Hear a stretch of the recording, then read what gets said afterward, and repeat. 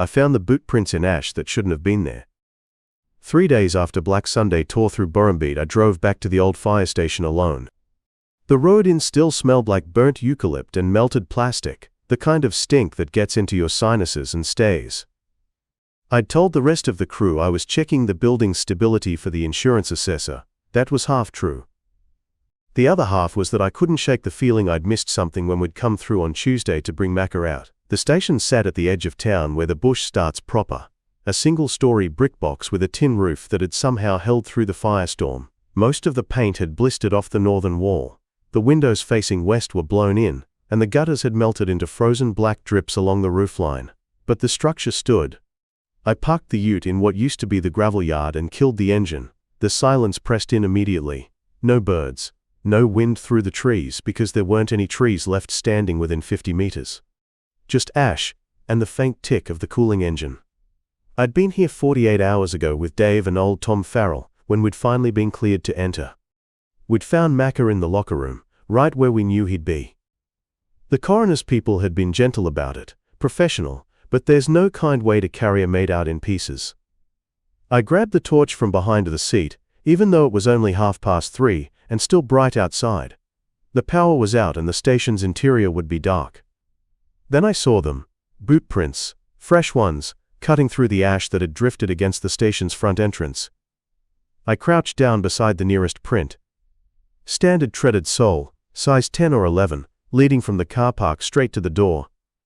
The ash here was thick enough that the prints showed clean edges. No wind scuff. No rain damage. These were recent. Maybe today. Maybe yesterday. My chest went tight. Dave and Tom and I had been the only ones authorized to enter after the fire, and we'd come in from the eastern access road, not the front. The CFA had locked the site Wednesday afternoon once the coroner's van left. I'd borrowed the key from the deputy captain this morning, told him I'd only be an hour. I stood and followed the prints. They went straight to the front door, which sat half open on its hinges. The lock housing had melted in the heat. I pushed the door wider and stepped into the front hall. The smell hit me first. Soot and char and something chemical, maybe the vinyl flooring that had bubbled and cracked under the heat. Daylight came through the blown windows in hard white bars, cutting through the haze of dust I'd stirred up. The prints continued down the hallway. I followed them with the torch beam even though I didn't need it yet. The station had been built in the 70s. A simple layout. Front office, kitchen and common room to the left, apparatus bay, straight ahead, locker room and showers to the right. The boot prints turned right. Toward the locker room. My pulse kicked up.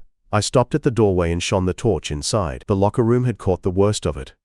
The western wall was black all the way to the ceiling, and the cheap particle board lockers along that side had burned down to their metal frames. Macca's locker had been third from the end. Nothing left of it now but a twisted skeleton of steel and a pile of ash on the floor where his kit had been.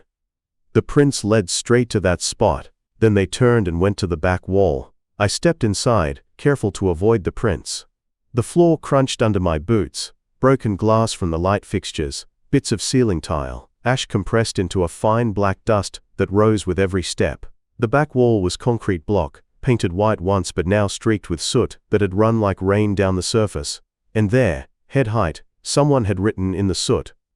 Not carved, not painted, written, like you'd drag your finger through dust on a dashboard. The letters were uneven, shaky, 2 lines of text that caught the light from my torch and stood out pale against the black. I read it twice before my brain accepted what I was seeing. Should have gone with you, 2, tree short. 2'd have gone with you, cree short. 2 with your back, pre short, cree short. Southey. My hands started to shake. I recognized the handwriting, Macca's. I'd seen it 1,000 times. On roster sheets, on the duty log, on the birthday card he'd signed for my daughter last year. That same, cramped, left-leaning scrawl. But Macca had been dead for 3 days. I stepped closer, playing the torch beam across the wall. The message was fresh. The soot around it was undisturbed, and the lines were clean. No smudging, no dust settling into the grooves yet. This had been written today, maybe this morning.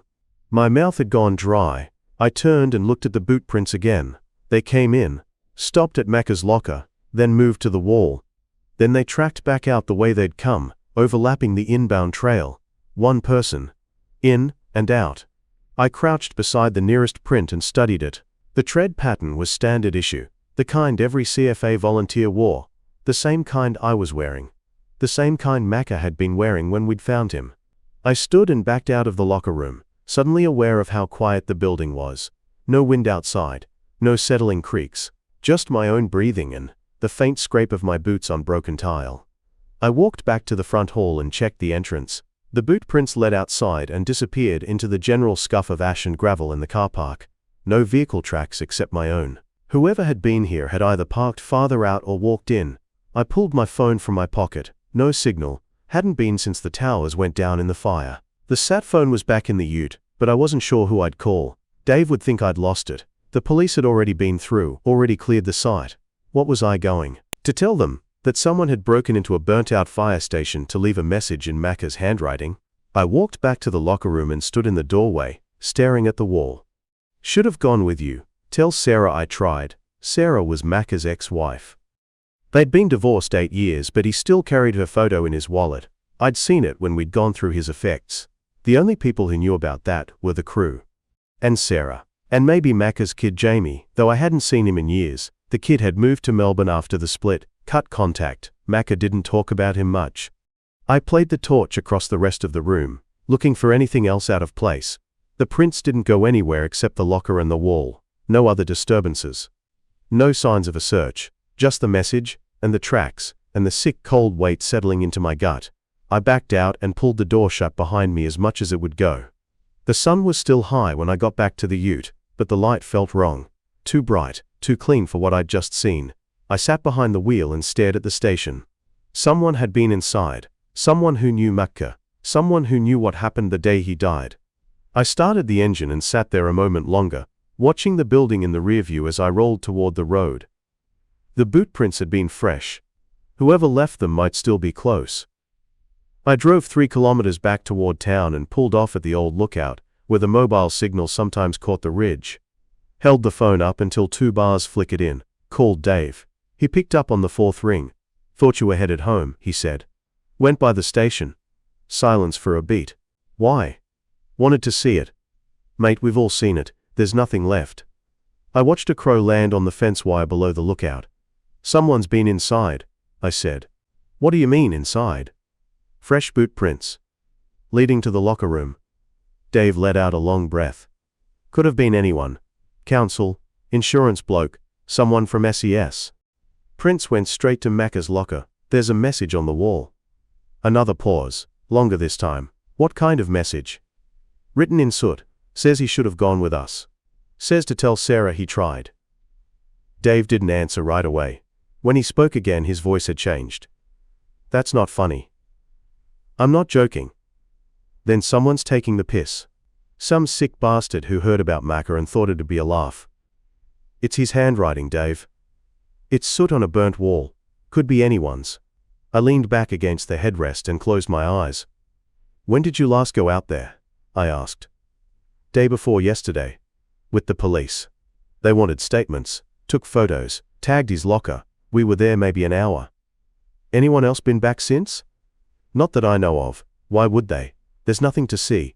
I opened my eyes and watched the crow lift off the wire. The prints weren't there 2 days ago? Mate, the whole place is ash and busted concrete. I wasn't exactly checking for footprints. These were clear. Fresh. Someone walked in after the last rain. Dave was quiet for a moment. You're saying someone's been there in the last day or so? Yeah. And wrote a message? Yeah. In Macca's handwriting. I didn't answer. Put that way it sounded mad. Look, Dave said finally. I don't know what you saw, but it wasn't Macca. Macca's gone. We pulled him out ourselves. I know. Then what are you saying? I'm saying someone who knew him went back there and left something. And I want to know who. Dave sighed. Could be Jamie. That stopped me. Jamie? Macca's kid. He showed up at the funeral, didn't stay long, didn't talk to anyone. But he was there. I tried to picture Jamie.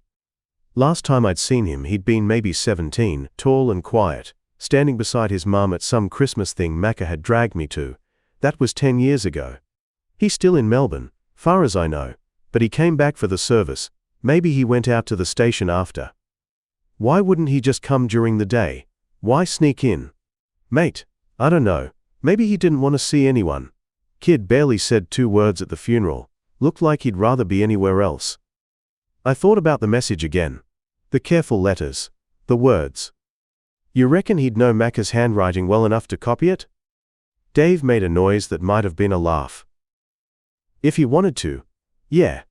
He's Macca's son, he'd have seen it enough growing up. But why? Guilt, maybe. Grief. People do weird shit when someone dies. I watched the crow circle and land farther down the fence line. You got his number? Jamie's? No, Sarah might. You want me to ask her? Don't bother, I'll figure it out. Mate, Dave said, and his voice softened. Leave it alone.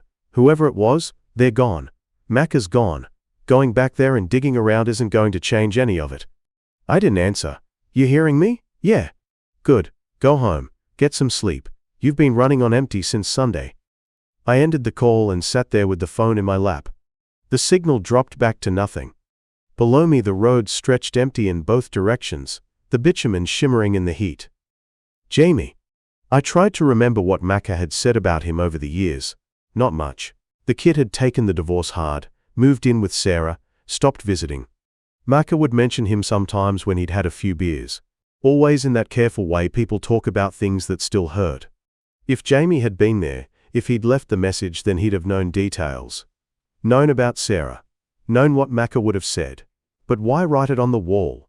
Why go back to the station at all? I started the ute and pulled back onto the road. The sun was lower now, throwing long shadows across the paddocks. I passed the turn-off for home and kept driving. The cemetery sat on the south edge of town, tucked behind a stand of peppercorns that had survived the fire, by luck, and a shift in the wind. I parked near the gates and walked through to the new section. Macca's grave was easy to find. Fresh turned earth, a temporary marker with his name and dates. Someone had left flowers, wilted now in the heat. A small CFA badge pinned to the ribbon. I stood there and looked at the dirt. We'd pulled him out on the Tuesday. The fire had come through fast and hot, jumped the containment line and taken the station before anyone saw it coming. By the time we'd regrouped and the wind had turned, it was too late. Macca had stayed inside trying to protect the pumps, trying to keep the mains running for the town supply.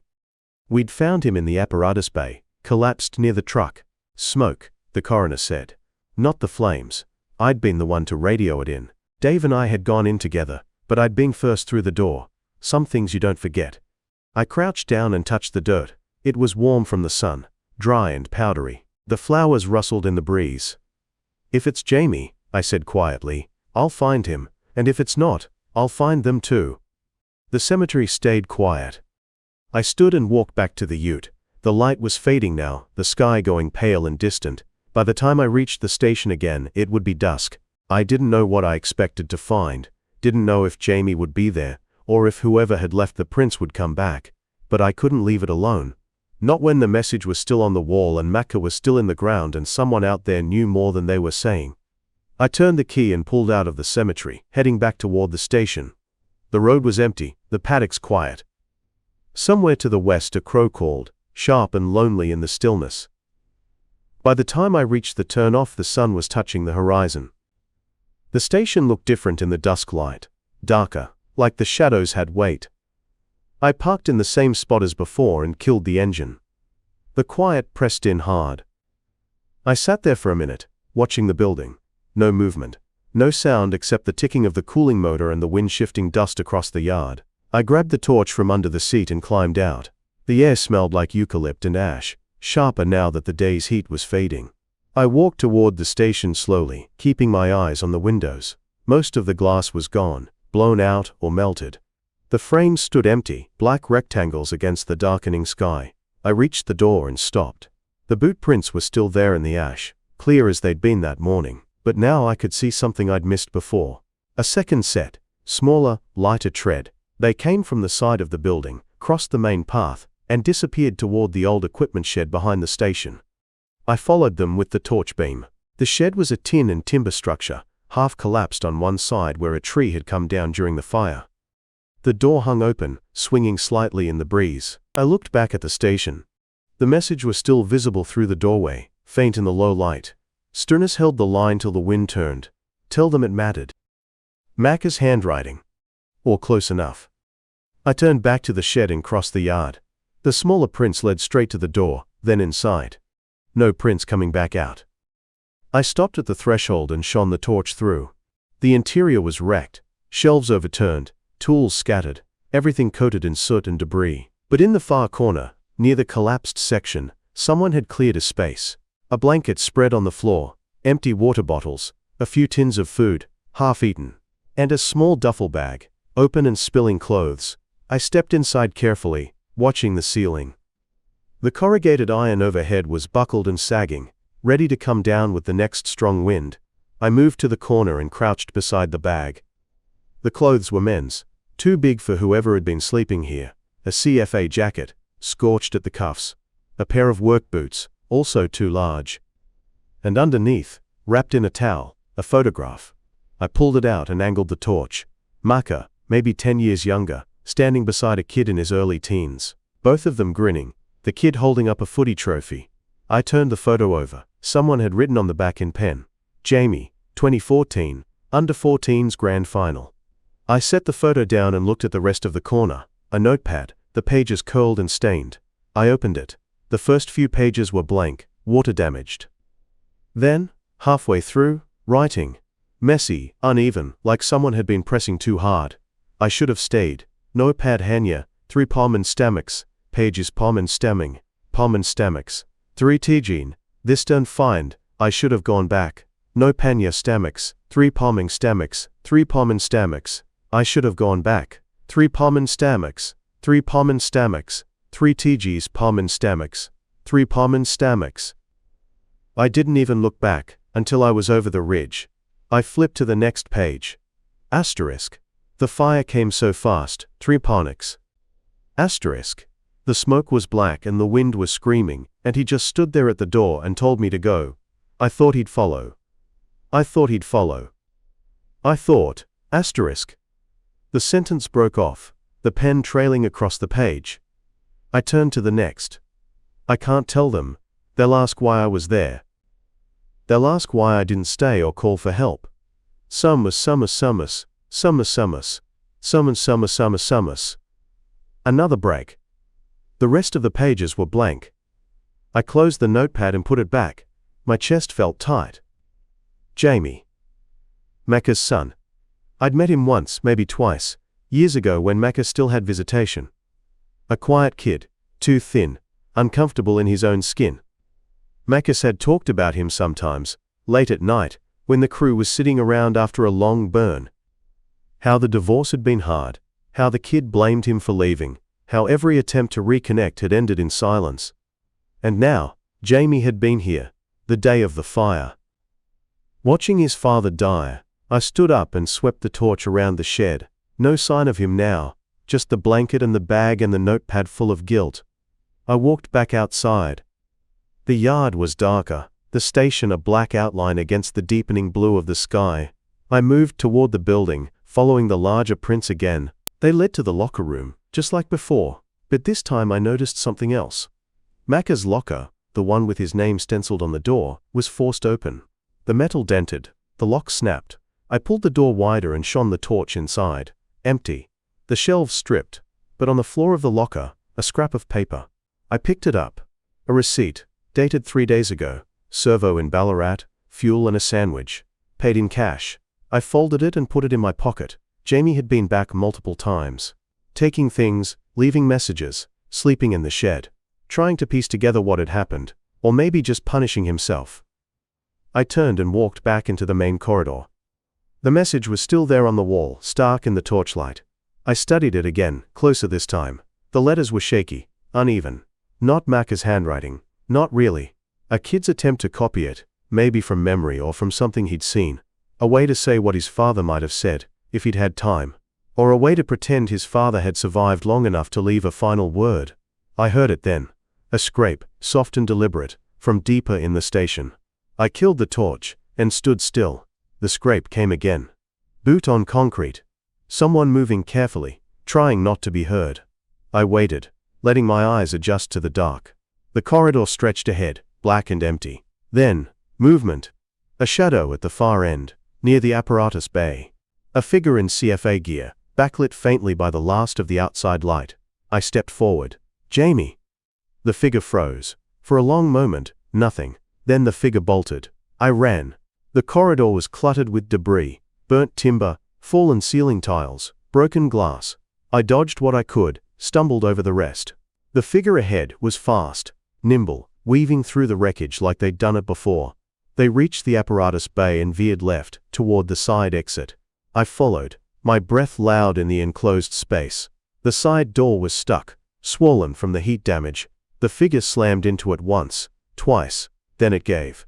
They tumbled out into the yard. I was right behind them. Outside the light was almost gone, the sky, a deep indigo. The figure ran toward the shed, then stopped abruptly and turned. I stopped too, 10 meters away. We stood there, both breathing hard. The figure pulled off the helmet. A kid, maybe 20, thin and hollow-eyed. Jamie. He looked at me, then at the ground. "I'm sorry," he said. His voice cracked. "I'm sorry. I didn't move. I didn't mean to, I just needed." He broke off, his shoulders shaking. I stepped closer, slowly. "Jamie," I said. He looked up, his face pale in the fading light. "I was here," he said. "The day it happened, I was here." I nodded. "I know." His eyes went wide. "How?" "Your stuff in the shed, the notepad." He flinched like I'd struck him. "I watched him die," he said. The words came out flat, dead. "I stood on the ridge and I watched the fire take the station, and I didn't do anything. I stayed quiet. He told me to run. He told me." Jamie's voice broke again. He wiped at his face with the back of his hand. "I thought he'd follow. I swear I thought he'd follow." I let him stand there, shaking. The light was almost gone now, the sky turning black at the edges. I could hear his breath coming in short, uneven gasps. "He didn't follow because he wasn't meant to," I said. Jamie looked at me. "Macca stayed because that's who he was. He knew what he was doing." "I should have stayed with him," Jamie said. "Then you'd both be dead." The words came out harder than I meant, but I didn't take them back. Jamie flinched again, turned away. I stepped closer, close enough to see his hands shaking. "The message on the wall," I said. "That was you." He nodded, not looking at me. "How'd you know what to write?" "I didn't," he said. I kept thinking about what he might have said. What he would have wanted me to know. And the boot prints. I've been coming back. At night, mostly, when no one's around. Why? He was quiet for a long moment. "Because I can't leave it," he said finally. "I can't just walk away." I understood that. Grief doesn't let you walk clean. "Your father's crew has been asking questions," I said. "They saw the prints. They know someone's been here." Jamie's face went pale again. "Are you going to tell them?" I looked at him, at the hollow eyes and the too thin frame, and the CFA jacket that hung loose on his shoulders. He looked like he hadn't eaten properly in weeks. "I don't know yet," I said. His jaw tightened. "I didn't take anything," he said. I needed to see the place. To be where he was." "You forced his locker." "I wanted something of his. Something that smelled like him. Something real." His voice broke on the last word. I thought about Macca. About the way he'd talked about his son in the months before the fire. How Jamie had left home at 17 after a fight neither of them would back down from. How Macca had kept a photo of the kid in his locker anyway, tucked behind the door where no one else would see. "What did you take?" I asked. Jamie reached into his jacket, pulled out a small notebook. Macca's old logbook, the one he'd kept for years before everything went digital. "Just this," Jamie said. I wanted to read his handwriting, to see. He stopped, swallowed hard. To see what? To see if there was anything about me. In the margins, in the notes. I held out my hand. Jamie hesitated, then passed the notebook over. I flipped through it, the pages brittle and smoke-stained. Macca's handwriting was cramped and neat, each entry dated and signed. Halfway through I found it, a margin note from 3 years back, just a single line. Jamie turns 19 next week. Hope he's doing all right. I showed Jamie. He stared at it, his face crumpling. He didn't forget, I said. Jamie shook his head, his shoulders heaving. I shouldn't have left, he said. I should have called. I should have. Yeah, I said. You should have. He looked at me, startled. But you didn't, and now he's gone and you can't fix it. Jamie's breath came faster. So what do I do? He asked. You stop sneaking around in the dark, I said. You stop pretending he left you a message. You face what happened. I can't. You already are. That's why you're here. He looked at the notebook in my hands, then at the station behind us. I don't know how to let him go, he said. You don't, I said. Not all at once. But you stop breaking into his locker, and you stop scaring his crew. You find another way. What way? I thought about it. You talk to people who knew him. You hear their stories. You let them see you're still here. Jamie's face twisted. They hate me. They don't know you. My dad told them I bailed, that I was useless. I shook my head. Macca never said that, not once. Jamie stared at me. He told us you two had words, I said. He told us you needed space. He never called you useless. Jamie's breath hitched. Then why didn't he call me? Because he was stubborn and proud and he thought you'd come back when you were ready. I handed the notebook back. He kept that logbook in his locker because he still checked it.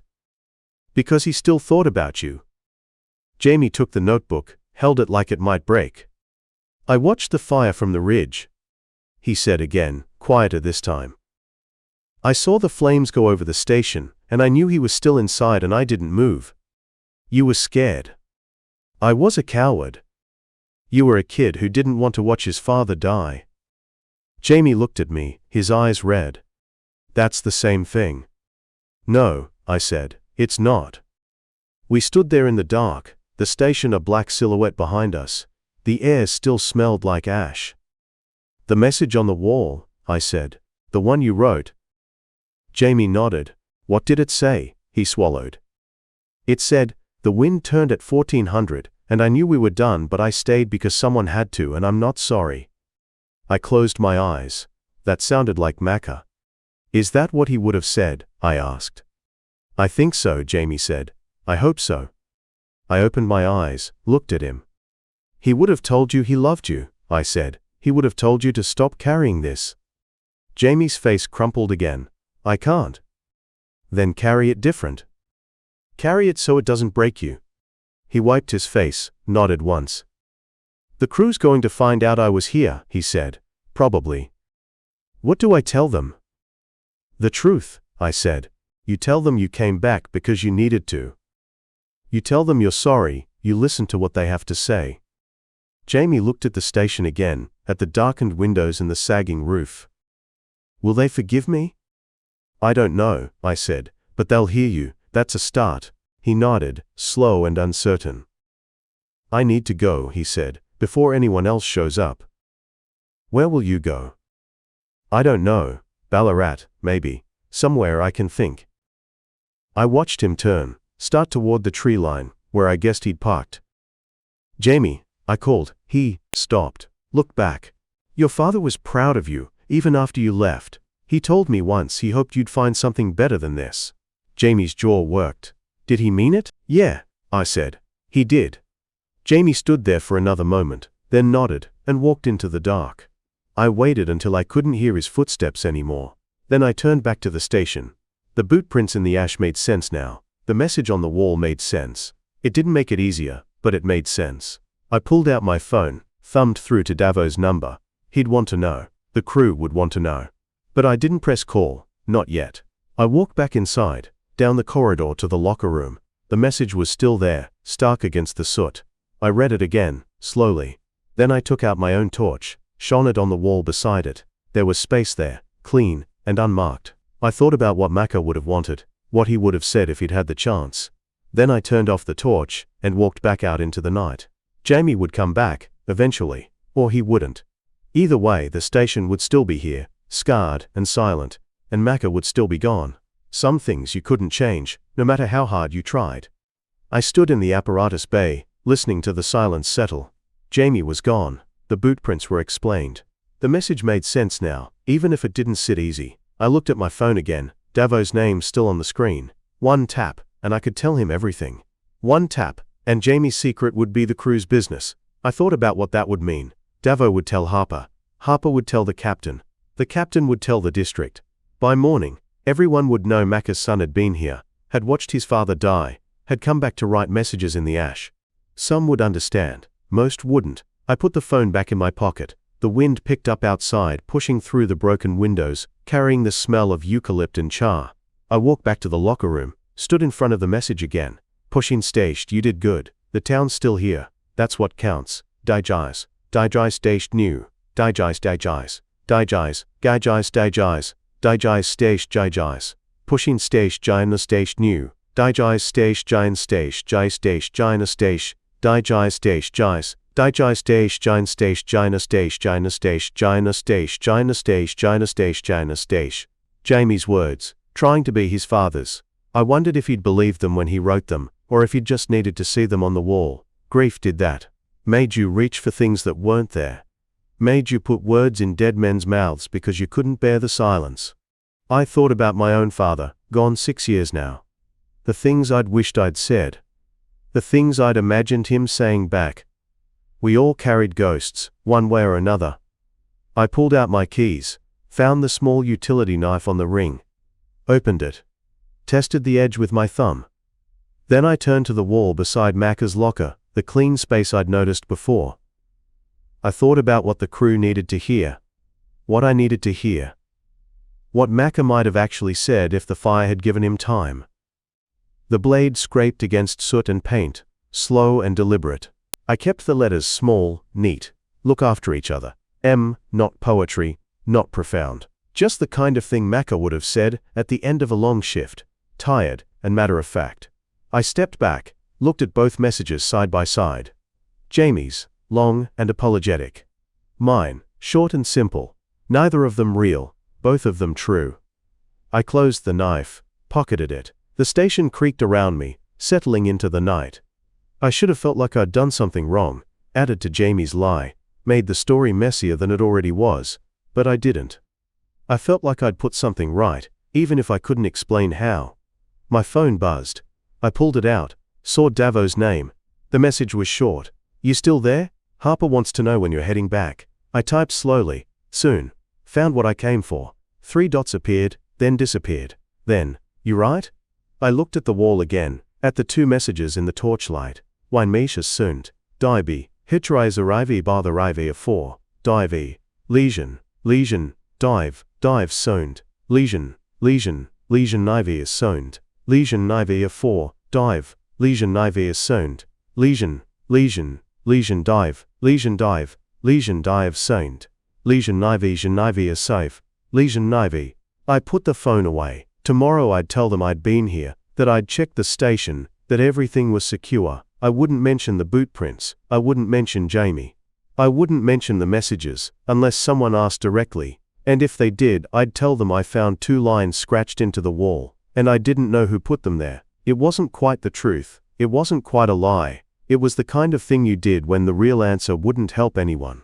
I walked back through the corridor, past the chart office, past the bay where the tanker used to sit. The station felt different now, less haunted, less waiting. Jamie's presence had changed something, even if no one else would know it.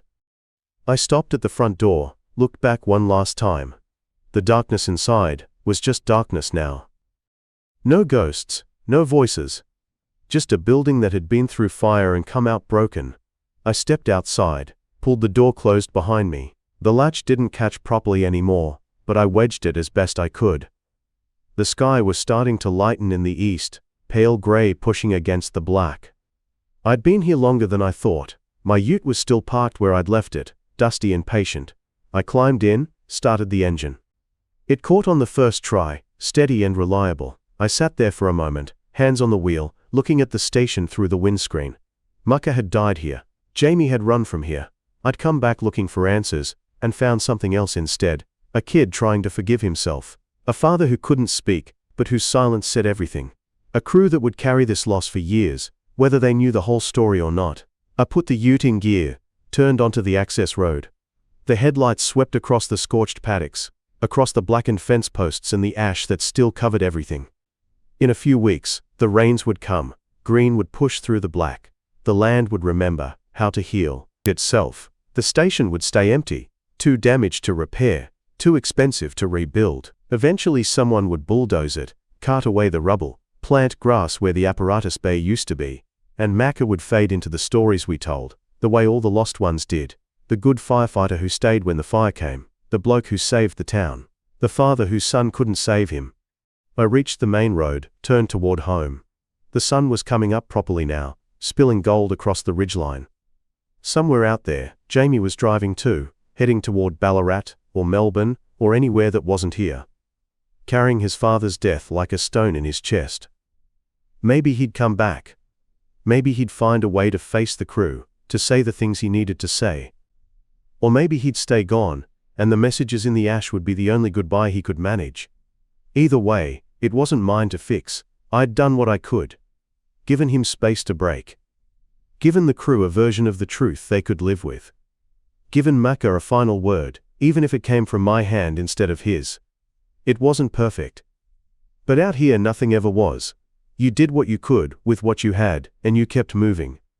My phone buzzed again. I glanced at it, saw Harper's name. Davo says you're heading back. Coffee's on when you get here. I smiled, typed one-handed. Be there in 20. The road stretched out ahead, empty and familiar. I thought about Macca one more time, about the way he used to stand in the bay door at sunset, arms crossed, watching the light fade over the hills. He'd never said much in those moments. Didn't need to. Some things you felt more than you spoke. I pressed the accelerator, let the ute pick up speed. The station disappeared in the rear view, swallowed by distance and dust. And I drove toward the crew, toward coffee, and the long work of coming back, toward the quiet country that held all of us, whether we wanted it to or not. I pulled into the station yard, just as the sun cleared the tree line. Harper was waiting by the roller door, 2 mugs in her hands. She passed me one without a word, steam curling off the surface. The coffee was thick and bitter, the way we all drank it. You look like you didn't sleep, she said. Didn't. She nodded, sipped her coffee, watched me over the rim. Find what you were looking for. I thought about Jamie's face in the headlights, the way his voice cracked when he finally told the truth. I thought about the message on the wall, the words I'd added myself. Yeah, I said. Reckon I did. Harper didn't push. That was the thing about the crew. We knew when to ask and when to let it sit. She tilted her head toward the station. Davo's inside. Council blokes coming at 9 to talk about the rebuild.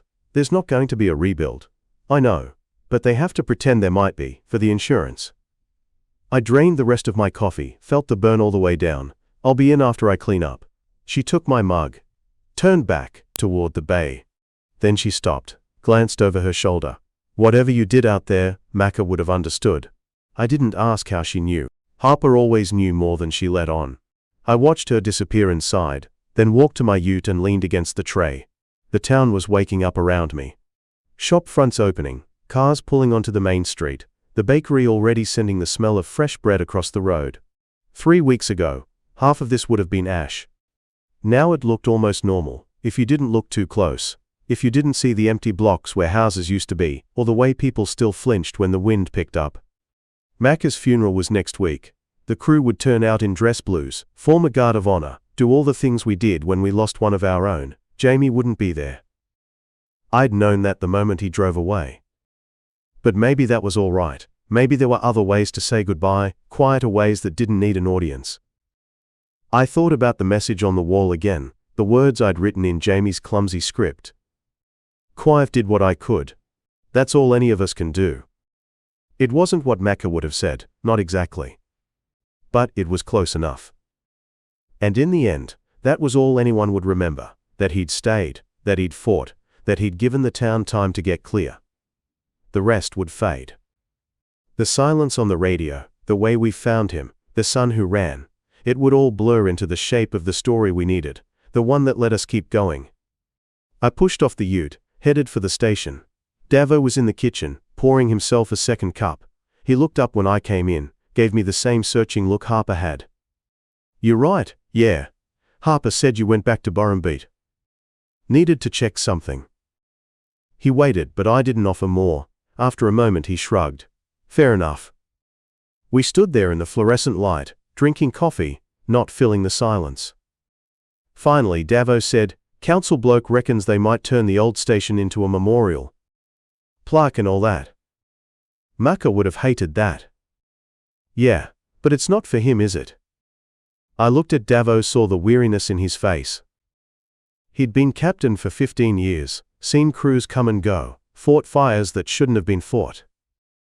And now he was holding what was left of us together, trying to find a way forward that didn't break anyone else. "No," I said. "I guess it's not." The council bloke arrived right on time, a young fella in a pressed shirt who looked like he'd never seen a fire up close. We listened while he talked about funding and community healing and the importance of honoring sacrifice. Davo nodded in the right places, asked the questions that needed asking. I sat at the back and let it wash over me, thinking about Jamie somewhere out on the highway, carrying his father's ghost. When the meeting finished, I walked outside and stood in the yard. The air still smelled like smoke, faint but persistent. It would take months for that to fade, maybe longer. Some smells got into the land and stayed there, marking the place where the fire had been. Harper came out, stood beside me. "You heading home?" "In a bit." She pulled out her phone, scrolled through something, then stopped. "Got a message from Jamie?" she said quietly. I turned, surprised. "You have his number?" "Maka gave it to me years ago, asked me to keep an eye out, in case the kid ever needed help." "What did he say?" She held out the phone. The message was short: "Tell the crew I'm sorry, tell them I'll try to do better." I handed the phone back, felt something loosen in my chest. "You going to reply?" Harper nodded. "Yeah. Not sure what I'll say yet, but yeah." She looked at me, her expression soft. "You think he'll ever come back?" "Don't know, maybe." "And if he does?" I thought about it, about the way grief twisted people into shapes they didn't recognize. About the things we did to survive the weight of what we'd lost. "Then we'll deal with it," I said. "Same as we always do." Harper smiled, just a little. "Maka was lucky to have you on crew." "We were all lucky to have him." She squeezed my shoulder, then headed back inside. I stood there a while longer, watching the town move through its day. Eventually I climbed into the ute and drove home, taking the back roads through the hills. The paddocks were still black, but the first green shoots were starting to show, tiny and stubborn, life pushing back against the fire, reclaiming what had been burned.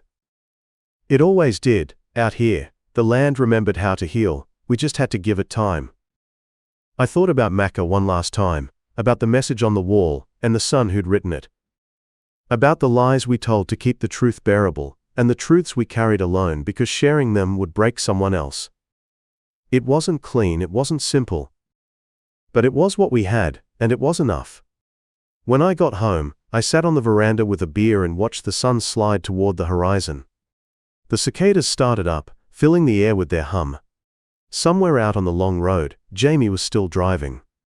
And somewhere in the charred remains of the Burrumbeet station, Maka's last message was already fading into the soot, becoming part of the ash, and the memory, and the quiet country that held us all.